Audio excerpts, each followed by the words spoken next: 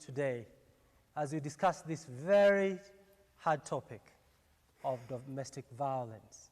Kindly tune in, give us your feedback on Facebook, on YouTube, through our emails. Please let us engage. This will be done today and next week, and therefore we are in for a deep discussion on matters of violence. Let's begin with a word of prayer. Father, we thank you that we have this forum where we can address issues that affect our society. We ask that your presence be with us as we address these issues, that you may be able to heal our nation. We ask you of your presence in Jesus' name. Amen. As the nation grapples with the spread of COVID-19, people are being told to go home and stay safe for their safety and the safety of everyone. But the victims of and survivors of domestic violence, including children exposed to it, being home may not be a safe option. And the unprecedented stress of the pandemic could breed unsafety in homes where violence may not have been an issue before. According to the American Center for Disease Control and Prevention, 1 in 3 women and 1 in 4 men in the United States have experienced violence from their intimate partner in their lifetime. And the risk to victims are severe. The CDC data link indicates or intimate partner violence with the risk increased by about 41%. 41% of female intimate partner violence survivors and 14% of male intimate partner violence survivors sustain physical injury. According to The Guardian, shocking statistics reveal that domestic violence has surged since the start of the coronavirus lockdown. In the UK, the largest domestic violence charity, called Refuge, has reported a 700% increase in calls to its helpline in a single day, while the separate helpline for perpetrators of domestic abuse seeking help to change their behavior received 25% more. Coming home, the Health CAS, Mercy Mwangangi, has said that the government has witnessed a spike in domestic violence, gender-based violence, and sexual offenders during the COVID-19 outbreak. Dr. Mwangangi, in regard to this, also said that the ministry was in constant communication with the Gender Violence Recovery Center, as well as the National Council of Administration of Justice over the worrying numbers.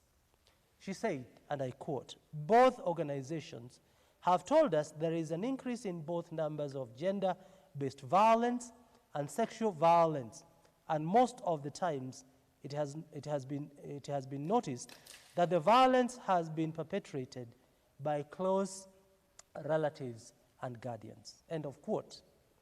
So according to Conversations, the rate of domestic violence in the sub-Saharan Africa is among the highest in the world.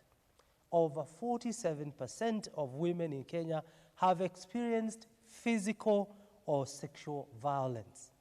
This is higher than pulled together estimates from 81 countries, that nearly 30% of women experiencing physical and sexual intimate partner violence during their lifetime.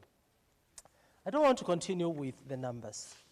We already know, and somebody already on our Facebook page did write extensively about this topic, and this is none other than Eric Masha.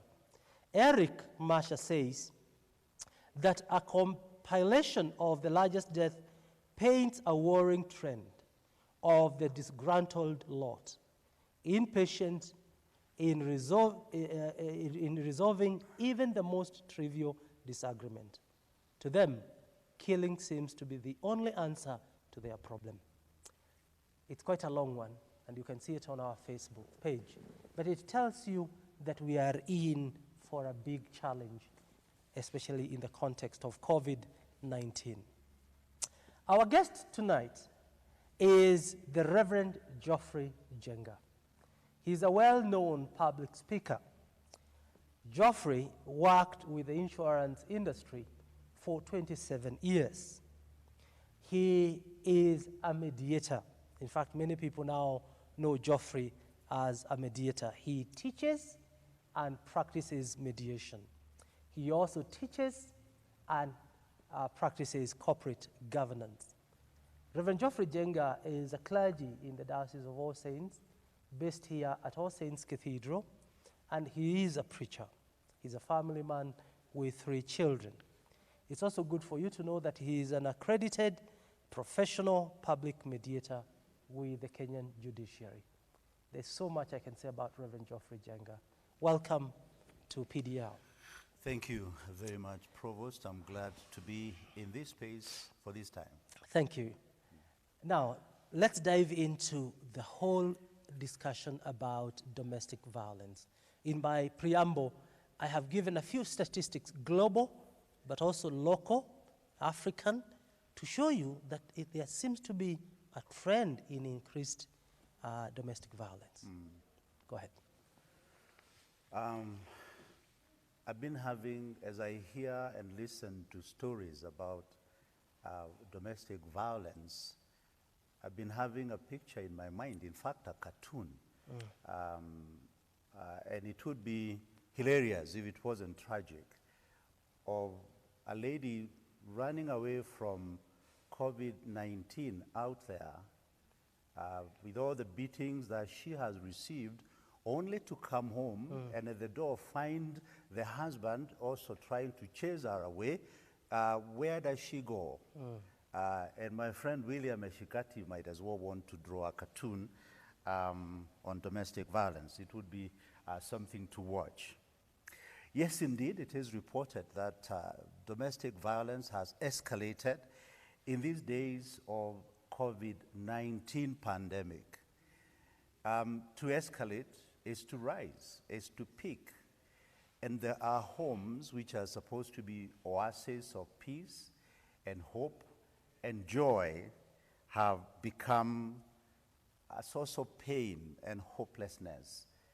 And I think that is tragic, that our homes where we go to when we are threatened out there is where we find violence and pain. But perhaps it's always good to, discover things from the beginning. What is violence? And violence is actually the behavior or a behavior that can lead to physical pain. Or should I say, that can lead to pain. It doesn't have to be physical, but it's behavior that can lead to pain. And that's what's happening. That's the reality in our homes. And like I said, very sad that that would happen in our homes, which are supposed to be the place of hope and peace and rest. But that is a reality out there. I've been approached severally by a number of people asking when we are going to address the issue of domestic violence, because it's happening. And as we go along, we will try and raise some of the reasons why that is happening. But it's a reality we cannot ignore. We would only be hiding our heads in the sand like the proverbial ostrich. Yeah. But bring domestic violence in the context of the family. Who is the perpetrator? Who is the victim in a family? Anybody and everybody can be. But before I say that, let me say domestic violence is actually not new. Physical behavior that causes pain in families is not new. It's only that it has escalated, and that's a word that's being used. It has escalated. It has peaked in this time of COVID-19 pandemic. Who are the perpetrators? Usually the people who have power. In most homes, it is the husband who has most of the power. But we also know that there are homes where women have a lot of power. And again, we say it doesn't necessarily have to be physical. Violence can come in different forms, and I think we'll talk about that later. So, in the first instance, you might want to think that the man can unleash terror because he has physical energy. But the woman can also unleash a lot of terror because she has a lot of power in her own way. So, and the victims are likely to be those who are weak. And the man may be the weak one, the woman may be the weak one, the children will certainly be caught up in that unfortunate situation. So the leaders of the home may be the primary perpetrators of violence. Of course, when children grow and they're big enough, they can also unleash terror. Terror on their parents and terror on their siblings and whoever else that may be near. So it is an unfortunate situation. And like I said, it is not new. It's only that it has escalated and it is more visible now because we've been forced to stay at home. We've been forced to stay at home. Before then, perhaps, no, not perhaps, there were ways to cope with it. We didn't stay in restricted space, but now this little doo-doo that we cannot see has decided that we come and stay together.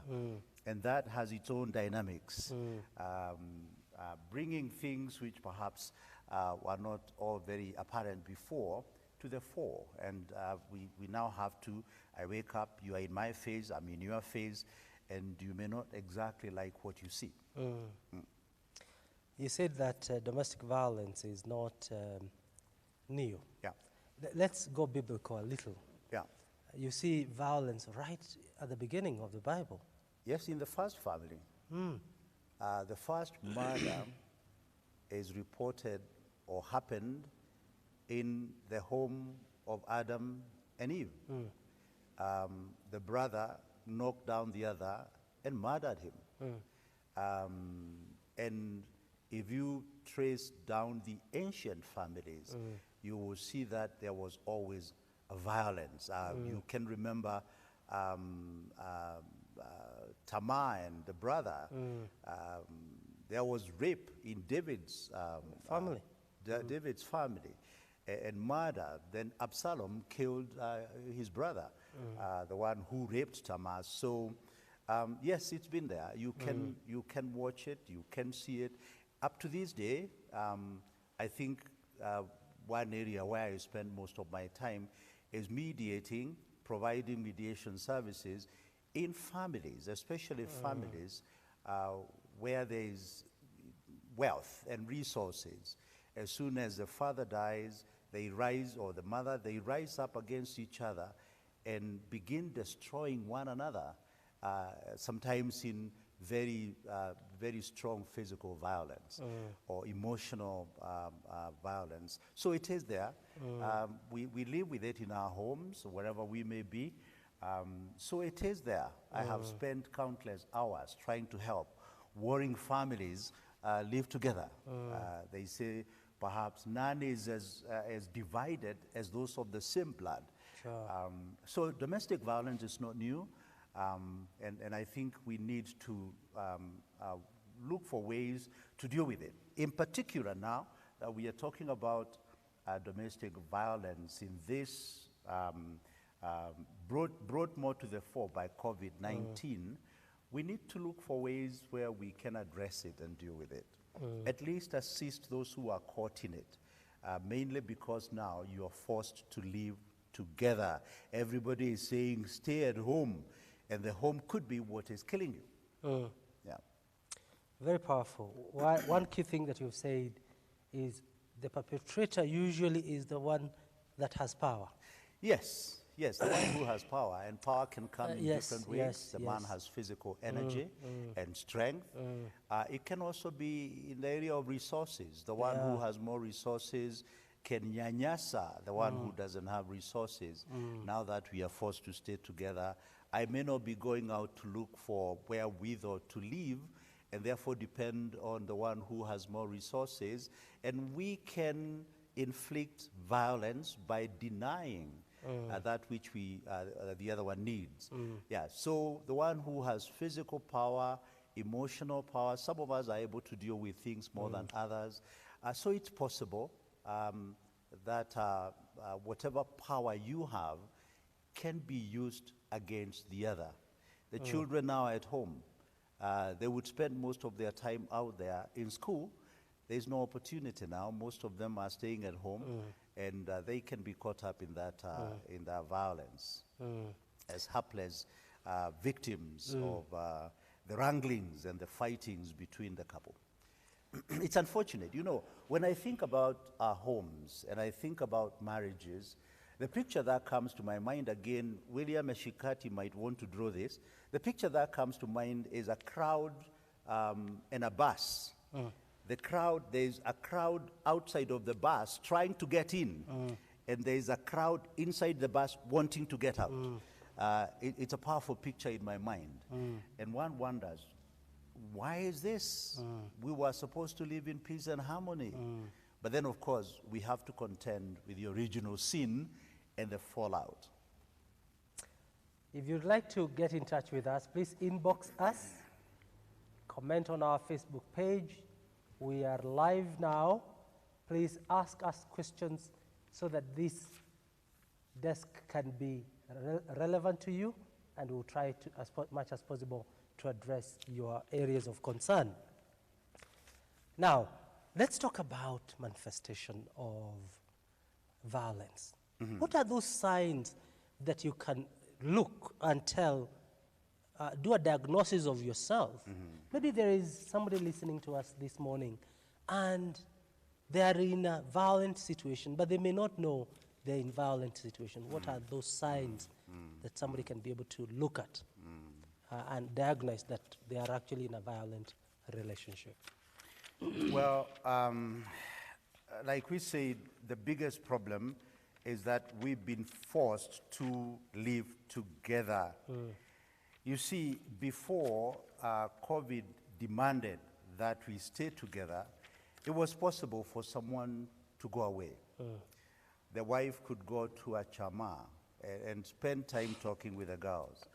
The man would go to the gym or go to work or go to the bar and wherever else he spent. He spent his time and he was quite happy out there. But now those opportunities are not available. You're forced to live together. Now, what are some of the signs of domestic violence? And I would suggest a few. One is verbal violence, where one just uses foul, bad, strong language on the other. And we can harm people. Communication is important. The words we speak are important. We can harm people by the words we speak. And now that we are forced to be together, if we are not careful, because of the stress and the strain that we are going through, it's possible to say words which you would rather not say. So we need to be very careful as we go through this tough time. And by the way, I like to remind everybody, COVID-19, also known as coronavirus, will not last. It will not be here forever. It will pass. But you know what? What are you likely to be left with your spouse and the children? I think we need to be very careful what words we speak, because words are powerful. Look for healing words, not destroying words, as you address your... Could you demonstrate that? Oh, both languages, positive and negative. well, negative language, of course, we all know it is when you say things which are hurting, words which are not useful, in our context, I have dealt with these quite often. Men making statements like, women are like this. Stereotypical. Yeah, and that's a stereotype of some kind. Women are always like this. You are like your mother. I mean, I'm told when you tell a man he's like the mother, they get very unhappy. So don't say that. Personally, I don't quite see the problem with that because who else should you look like? But anyway, I think people get very concerned about that. So be careful about the language that you use. The Bible says we sing hymns and words of praise to each other, not call each other names. So be careful about that. So verbal violence is one manifestation, is one symptom of domestic violence. You can also have non-verbal violence. By keeping quiet and not talking, you can communicate a volume. And oftentimes, you can say very heavy things by simply not taking a stand verbally, not saying anything. So we need to be careful what we are communicating with our faces as we look at each other, with our physical gesticulations. So what you don't say might as well be more important than what you say. So we need to be careful about the nonverbal communication. In fact, those who teach communication say that nonverbal communication is more powerful than verbal communication. The way you stand, the way you gesture, the facial expressions, the position you take. I mean, if you come home and your wife, Provost, you find her at the door with arms akimbo, that doesn't sound like there's peace there. There could be a problem. So nonverbal, she may not say anything to you, but you know for sure these postures suggest that there is trouble. We can then move to physical violence where people are battered. And this could be either whether the man or the woman, they batter each other, they fight. That is physical violence, which can also extend to children. It can also be property violence. The abuse or misuse of property, the family car, it is totally misused. The family land, perhaps sold. The family, the good things, the car trolley that belongs to the wife can be broken. So we can have property violence, where you destroy the property which belonged to the family. And I think another big one is emotional violence.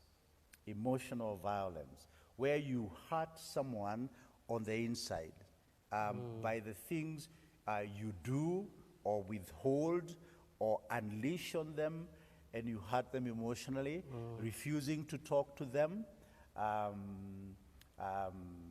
expressing anger, always looking like, you know, you are live wire, you know, you are at home and you are impacting so much negative feelings that people are emotionally hurt. All these can be signs that indeed there is emotional violence in the home.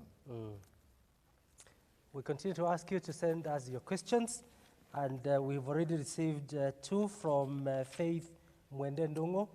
We will be addressing these questions shortly. Continue to communicate with us, inbox us, so that we can be able to address your areas of concern. Now, you've talked about domestic violence and how they manifest themselves. I was dealing with a man who told me, I don't like going home. Yes. Before the COVID-19, he would be in the office until very late. That's right. During the COVID-19, he drives home, he's home by 7, but he will be in the car until 9 o'clock. Okay. Come eat and go to bed. Right. How do you deal with such a situation that people don't want to go home? It is tragic, but like we said, we need to look for coping mechanism. But before we say that, I wanted to explain why perhaps the spike. Why has this happened?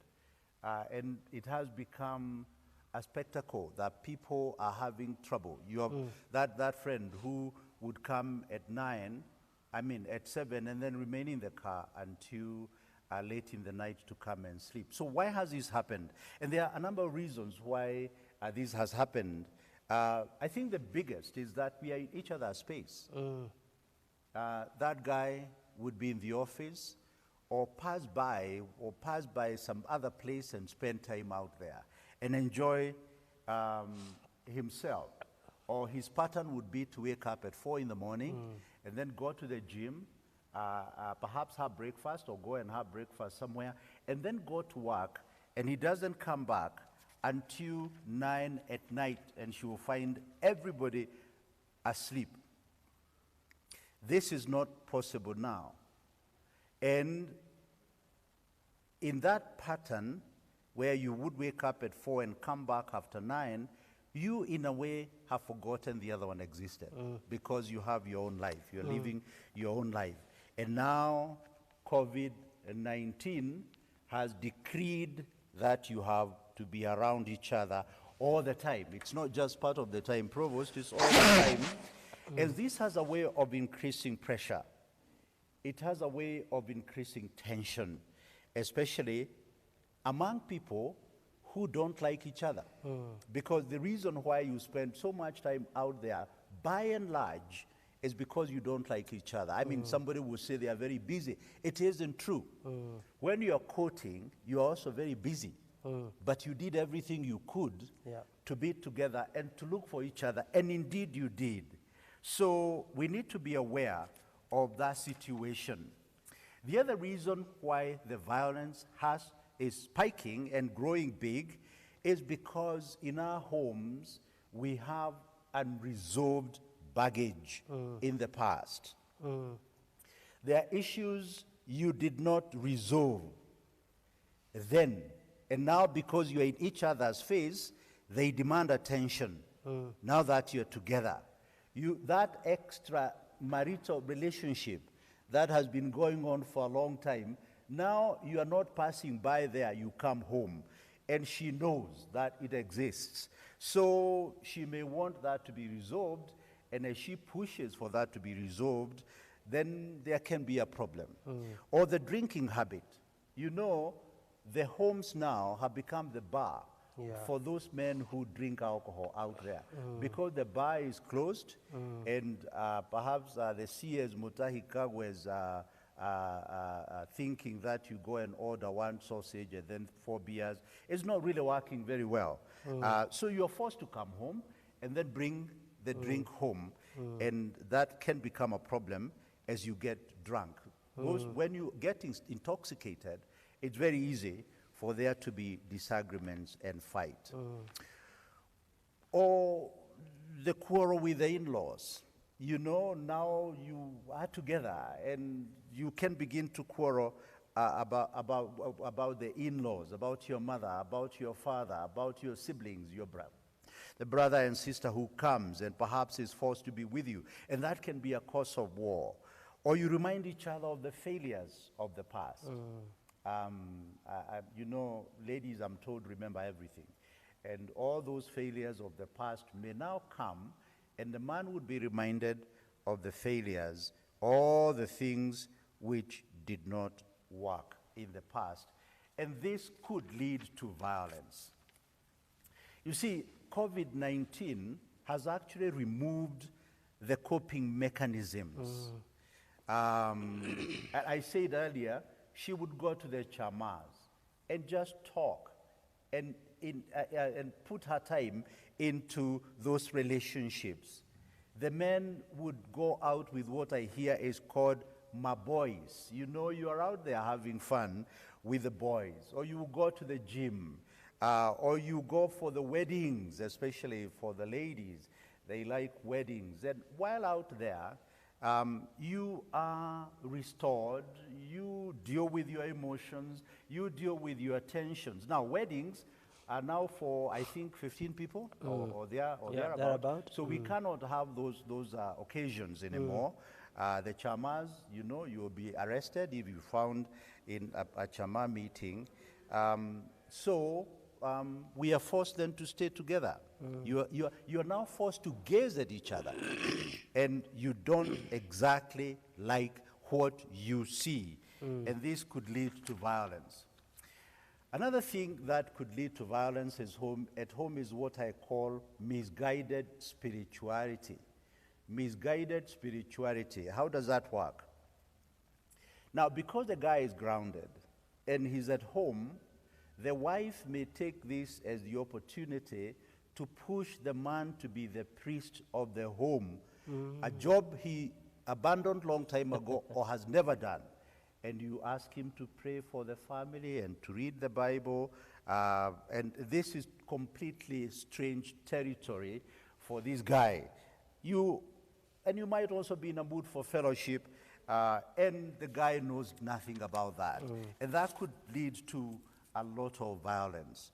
Again, the lady might retreat in her spiritual ways and begin to sing the songs of praise in the home, and the guy has nothing to do with that. He's in the next room, and perhaps the lady led somewhat to sing songs which may sound like she's criticizing the guy in the next room. That in itself may create a problem. What am I saying? I'm saying we need to be careful. We need to read the signs of the time. We need to know where my spouse is at. So be careful about the songs you sing to chase away the devil, because your husband might just misinterpret that the devil is him, and this could lead to violence. What else? The financial crunch. Companies are hurting. Salaries are being cut, slashed mercilessly, and companies are failing. And it might as well be that your spouse just lost his job or just lost her job. This financial crunch causes a lot of uncertainty in the home. And the provider is likely to be stressed. So be careful, because this could lead to violence. So be gentle with each other, because the stress level is quite high. So handle that situation carefully. Another reason why the violence is spiking is refusing to talk. And some of us are good at that at home, you don't want to talk. She talks to you, you say nothing. He talks to you, you say nothing. And now you are in each other's face. And that has a way of creating negative emotions. And because we are not healing, because we don't have coping mechanisms out there, then we are likely to take these out on each other. And then we have bad habits. I talked a little earlier about drinking alcohol at home. The home has become the bar for many homes.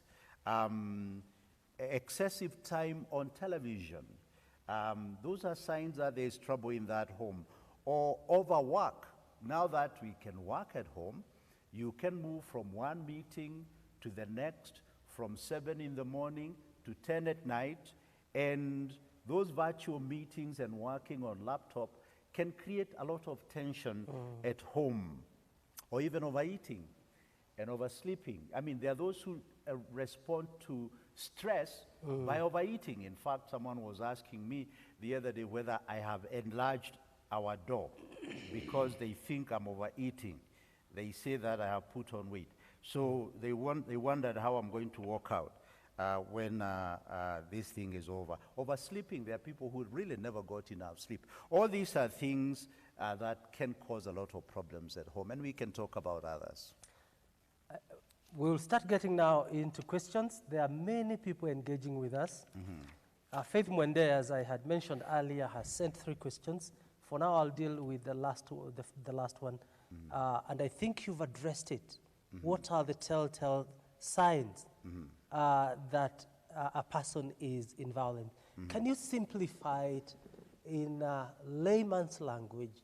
What are these signs that I can say these 5 things can tell me I'm in an abusive or violent relationship? Well, the language that is used, the language. that is used is crucial, and it's a clear sign that there is trouble. If somebody who suddenly begins to shout at home, be careful. Yeah. If somebody begins to manifest physical behavior that shows that somebody is angry and is manifesting anger, be careful about that. If somebody begins to overdrink, it is not casual drink anymore. The fellow wakes up in the morning, he's on the bottle, and is on the bottle the whole day long. Those could be telltale signs. If somebody looks stressed, you need to be careful. And this is not the time then to speak about or to bring strong issues to the table, because an explosion can happen.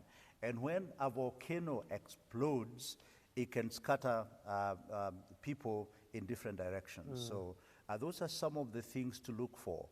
Someone who is talkative suddenly goes quiet. Someone who doesn't shout suddenly is shouting and screaming in the house. Someone is over drinking and he didn't have a drinking problem. It could be as an expression of stress. So those among others. Yes. More questions coming, but for now I'll go to a different area, and that is how to mitigate. How to? How do you mitigate violence? You've already looked at the telltale signs, and you can tell there is violence. Yeah. How do you mitigate it? How do you address mitigate it? You know, we are forced to stay at home, and we've got to stay at home. But staying at home does not necessarily mean you stay in the same space all the time. At home, you can create opportunity to be away from each other. Even though you are at home, you can create space for each other. So deliberately allow someone their space. I think it's called me time. Allow someone their me time. Create a place where you can be comfortable for yourself. Perhaps if you enjoy reading scripture, you can retreat to that little space somewhere, or outside of the house, or wherever it is within the homestead, and have me time. And allow that to be true for others. If the lady of the home wants to have me time out there in that little corner, give her the time. If the man of the home wants time to be alone there in that space, let them stay there and be on their own. Create place for children to do what they need to do. Those who are studying at home, create enough as sufficient infrastructure for them to be able to then go to school at home, so to speak. Virtual learning. So create space for them. Create space for them to play. Children like to play. And now that they are not going to school, they need a place to play. Yeah, I know some ladies are very particular about the outlook of the home. It has to be spick and span. And there's really nothing wrong with that. But now children are there. They're likely to mess up a few things. Don't let that, be the source of screaming and quarreling, because they are forced to be at home. Give them space and allow them that space. The other thing that may help is for you to create reasonable and responsible routine. Perhaps left to your own designs, you would want to sleep all the time. I mean, you never slept enough in the past. Given, left to your own designs, you would want to drink all the time because now it is at home, the thing that you drink. But I would encourage us to create reasonable routine. Wake up at a given time. Sure. You don't have to be forced. After all, you always woke up early. So wake up and then have a shower. Get rid of those things that you take to bed.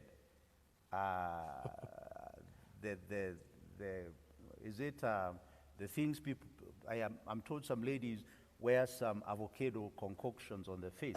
Now, I know ladies will get me for this. And whatever else that you take to bed, leave it. Wake up, take a shower, dress up, take breakfast, do things like work out, and then get into work, virtual work, virtual meetings, take reasonable breaks and exercise, and then plan when to go to sleep. That's a predictable routine, which helps you to keep a sense of normalcy. Again, something that may help is learn to talk to each other. Learn to talk with each other, I should say. We've not been this way before. We've not suffered COVID-19 before. Yeah. We've not gone through this pandemic before. So one thing that we all need to know, nobody really has all the answers. Even the government, the governments world over, frustrated as we grope in darkness and scramble and try to see what can work. We are all scrambling. We are all groping in darkness. But talk. A couple needs to talk about their worries. What happens if this thing lasts for the next 2 years? If this thing would not go away?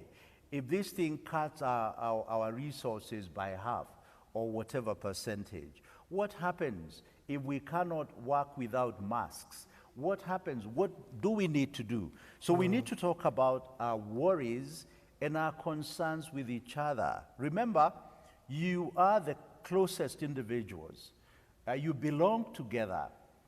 This thing, if it attacks one, it attacks the other. So talk about it. Don't take it out. Don't take it out on your spouse. For goodness sake, your fight is against COVID-19. You can't even see it, you cannot touch it, but we know it is there. That is the focus of the quarrel, not each other. So talk about your concerns, this new reality, and where you will go. Give hope to the family. You know, they look up to you, mom and dad. We are looking up to you to give us. You, the leader, give hope to the family. Trade in hope. Stop predicting doom. You know, you pick all these clips from wherever, where there are all manner of conspiracy theories and how we are all going to die. So be it if it happens, but learn to give people hope. That is what leadership is about. Pray together. Pray together. Encourage the family to read the Bible together. In this time, when you are forced to be in very limited space, I would suggest very strongly that you avoid heavy issues. Unless you have very strong coping mechanism. Avoid strong issues for now. Not that they don't exist, not wishing them away, but if you don't have adequate coping mechanisms, you can put yourself in a jam. And then also learn to tolerate each other. For goodness sake, if you are not feeling in love, just know that this is someone who I have to live with. Perhaps you've been living together for a very long time. Just tolerate each other. And then look for professional help if you need to. And there are those who under so severe or such severe stress that they may need a professional to talk to. Look for someone to help you cope. Again, Another coping mechanism, share the resources you have fairly. If his resources are depleted or her resources are depleted, share what you have. Remember, you belong together. Why should she go to sleep hungry and you have money to buy food? Why would he not be able to, buy medicine, for instance, because he doesn't have resources anymore? So learn to share. And another important one in a coping mechanism is grooming. Look after yourself. And that's why I said when you wake up in the morning, get rid of those things that you crow in bed with. Get rid of the pajamas and wash off those things that you have on your face. Remove all those masks. Take a good shower, a warm shower. Have a good breakfast. And look to the day. Look forward to the day. Groom yourself to the extent that you can. If you cannot go to the grooming places where we spend most of the time, do it at home. It doesn't do any harm. I don't know exactly what ladies do on their face. I hear there's something called foundation and stuff like that. But do whatever needs to be done, and the lipstick and things like that. Try to live as natural as possible. Yes, so self-care. And then plan ahead together. We say this thing will not always be there. This thing will not always be there. And be gentle and empathize with each other. We said this thing will not last forever, and that's a fact. This thing will not last forever. And some of us do have special needs. Women like to talk. For some reason, men like going in the cave and not talking. You've got to overcome that and create a balance. If you don't want to talk, know that the other person may want to talk. Please talk. Create time to talk. Talk with her. Talk with him. Talk with each other. Reverend, I want to diversify the family context. Yeah. You could be talking to a single mother. Yes. With some teenagers. Yes. And I have one member here asking exactly that. What is the effect of violence on children? That's one question. The other one is, how do you manage teenagers who are doing all manner of things? Teenagers and the young children tend to be very good in emotional blackmail and temper on correction. How do you deal? That is the context many people may find themselves in. Well, raising a family is difficult in the best of times. It is not easy to raise a family, and COVID-19 only makes the situation difficult. What can I suggest? That you continue doing what is right. If someone or a young, just insist on the right things. That people, if you have teenagers or young people who could scream at each other, that is a no-no. That you teach them and insist that they do the right things anyway, that they talk to each other in the right way anyway, that if they are blackmailing you as a single parent, you do not succumb at all to blackmail, that you be firm, but you be fair, and you be loving. You give what you can, and you give what is needed, and then also have clear boundaries. We can do this, we cannot do this. I think we all have to learn to live with the reality of the moment. And it is not easy. Again, empathize with them. If they are forced to stay in the same space with you, they are going through similar stress like you are. And perhaps you do have better coping mechanisms than them. So you need to, give and take and see what is acceptable and what is not acceptable. And you should be extremely clear about what is not acceptable, what cannot be tolerated. I mean, we are called to parenting in season and out of season. Firm but loving. Firm, loving, and empathy. Empathetic. You empathize and also give them hope. You've lived probably twice their age. Yeah. You've struggled with many things over the years. You have a stronger coping mechanism than them. And for that reason, therefore, you are able to help them. Sure. You are able to speak the voice of hope. You see, children have not been where you are, and they're likely to give up in the midst of this chaos and the uncertainty. It is for you, and they're looking very carefully. They're looking to see whether you are hopeful or you are hopeless. Now, if you begin shouting at home, if you are screaming at home, if you are drinking at home, if the couple is fighting at home, then there is trouble. I appreciate that it is twice as difficult for the single parent, but you know what? God is still with you, single parent. God's power is also available to you. And you can then hang on to God to give you what you need, to speak hope, to be gentle, to be balanced, because that's what they're looking for, to see someone who is not scared.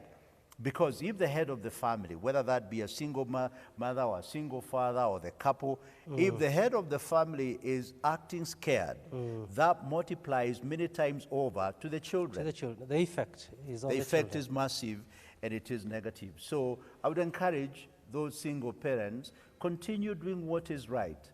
Continue giving hope. Hang on to God and pray for your brood.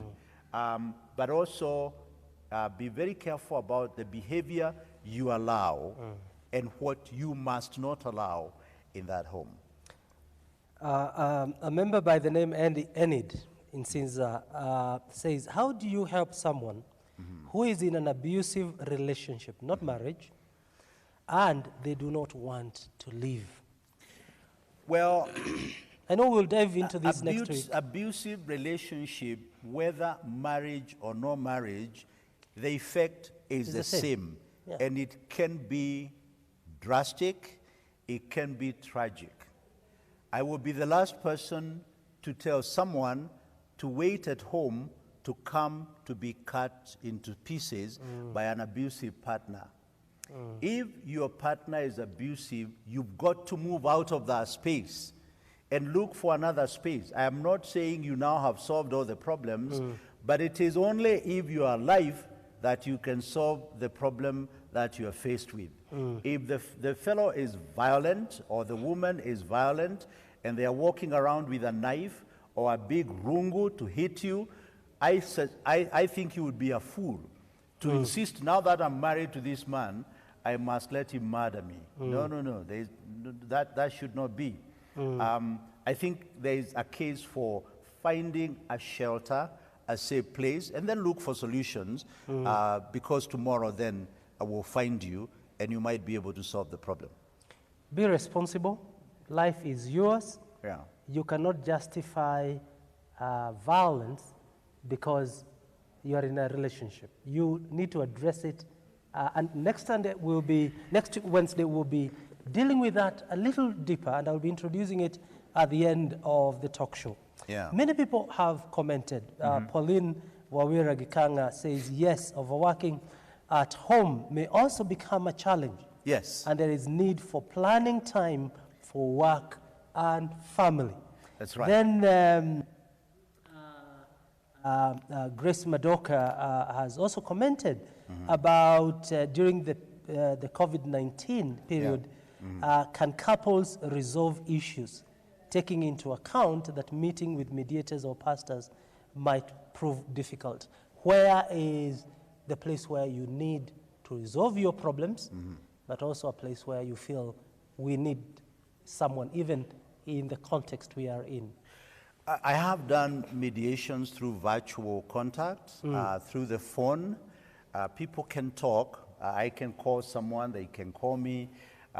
Again, within the safety of the measures that are helping us to cope, you can still you can meet professionals for help, like mediators. I've just concluded a matter in mediation. It began on virtual contact, and then finally we've been able to meet, social distance observed, sanitizing, and all those good things. Yeah, it's possible. So I would encourage someone not to sit and get destroyed, or sit and get eaten out by the problem. Look out for help, and be willing to talk to each other. Be willing to talk to each other even through a mediator. It can present challenges, but it can be done. Sure. And we are doing it, yeah.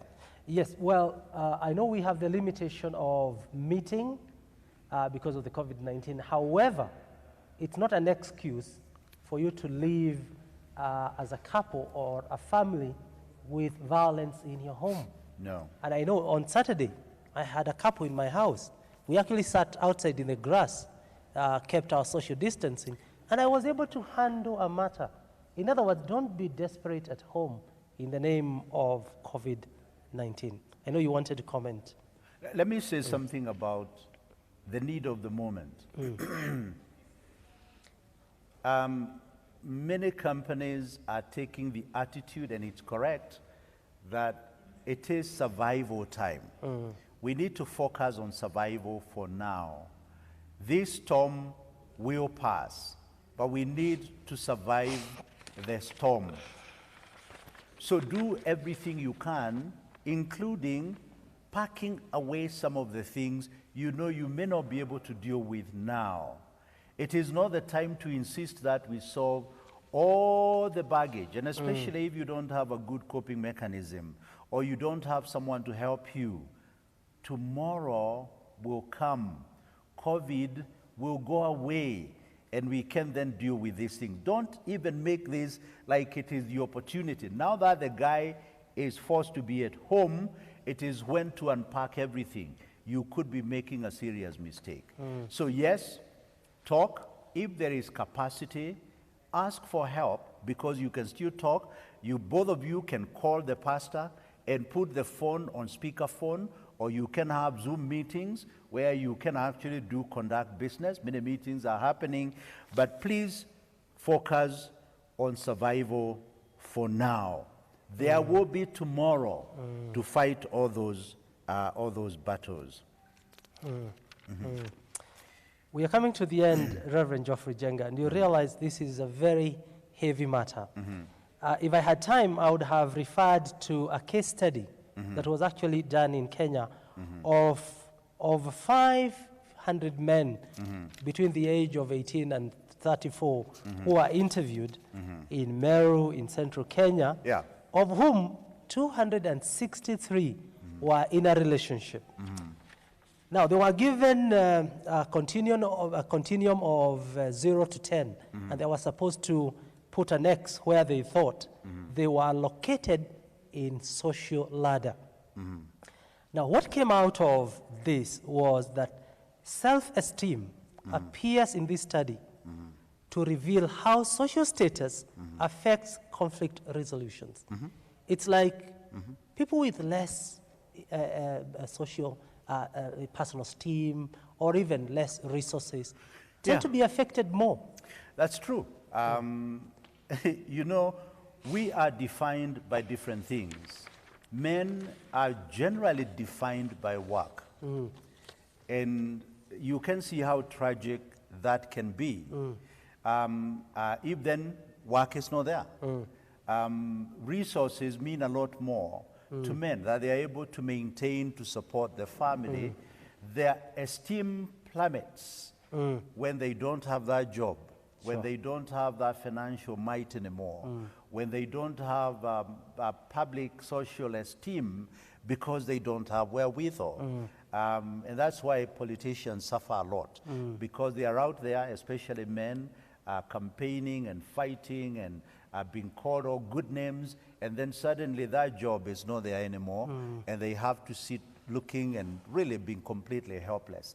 I think we need to know that that is the reality in our homes. Less for women, but not completely non-existent. Women are more, I think, find their esteem in the family more than men. But the point is, people are going through a tough time. Sure. And they are therefore likely to have a shorter fuse. So be careful. And I say, don't bring out the big issues you cannot No. deal with at this point, because otherwise you could destroy the family. And when COVID goes, it may go with you. And we don't want you to go with COVID. We want COVID to find a way and go alone. This discussion will continue. Kindly continue to talk to us. If you look at our Facebook pages, our YouTube, our emails, or our telephone numbers, you can go to our website and you can continue to ask these questions. Next Wednesday, 9 a.m., we'll be back here at All Saints Cathedral looking at the topic of love is not a trap. You could be in a love relationship, whether it is marriage or non-marriage relationship. And you may be asking, how do I get out of this trap? Reverend Geoffrey Jenga will be with us again looking at that topic. Can I say the last thing? Yes, Provost? actually I was to give you the parting shot. Okay. I would encourage us to keep helpful contacts. The world of social media is a very corrosive, I think it has its benefits, but it also is very corrosive. There are very many things which are over-exaggerated, which are being spread all over the place and causing a lot of damage to human beings. I would suggest spend less time looking for solutions in the social media. Keep contact with people who can help you. And by and large, social media is not helpful. Call someone who can give you words of hope. Spend some time with someone who can encourage you. If the couple, I wish the couple would find a way of spending time together, talking. If they can't, that would be a great opportunity for healing. So spend time with those who are helpful, those who are giving you the words of hope, people who are telling you there is a brighter day tomorrow. Tomorrow is coming and we are all going to be in a better place because God remains faithful to us. Thank you very much, Reverend Geoffrey Jenga. It has been our honor and pleasure to host you on PDL. Thank you. Next Wednesday, we'll continue with this discussion. Kindly send your questions or comment early enough for us to talk about love is not a trap. Our sign language interpreter has been Grengogi. A big thank you to you and to all the media team. Thank you for the wonderful work that you have continued to do at All Saints Cathedral. For now, keep yourself safe. Take the advice that has come from this talk show, and please, there's no need of fighting and killing each other. It doesn't help anyone. Let's find solution to the challenges that we are facing today. Reverend Geoffrey, I'll ask you to do a quick prayer for somebody there who may need our prayer today. Our Father and our God, we want to thank you for the opportunity to talk with each other about this very difficult situation. COVID-19 pandemic has caused all of us pain and disorientation in different ways. And I'm asking that, Father, you will encourage our hearts, that we may remember that you remain on the throne. This thing did not catch you by surprise. And you do have a plan for each one of those who are listening and watching this. And you want us to have meaningful lives, even when we go through tough times. I pray for a special blessing for all of us. For in Jesus' name I pray. Amen. Amen. God bless. Have a blessed day.